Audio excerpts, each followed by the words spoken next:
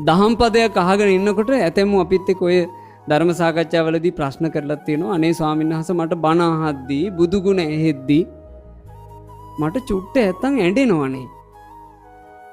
මට බණ අහනකොට හරි ඉක්මනට ඇස් වලට කඳුළු වෙනවා.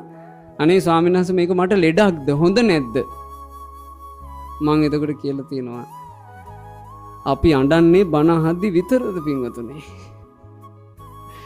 අපිට මේ ජීවිතේ අඬන අවස්ථා ගත්තොත් එහෙම බණ අහද්දී අඬන අවස්ථාවද වැඩි නැත්නම් වෙන එක එක ඒවාට අඬන අවස්ථාවද?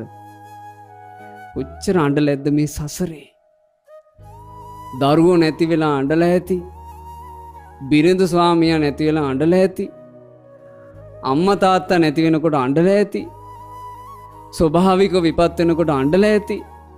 තමන්ට නොයෙක් කරදර නැස්පැත්ති කඩා පාත් වෙනකොට අඬලා ඇති. සමහරවිට හිතට සතුටක් උපදිනකොට සතුටටත් අඬලා ඇති. කොච්චර මේ ඇස් වලින් කඳුළු හලලා තියෙනවද? ඒ අතරේ බුදුබණ පදයක් අහනකොට ඒ බණ පදේ අහගෙන ඉද්දී ඇස් වලට කඳුලක් එනවා කියලා කියන්නේ වාසනාවක් නෙවෙයිද? වාසනාවන්නේ.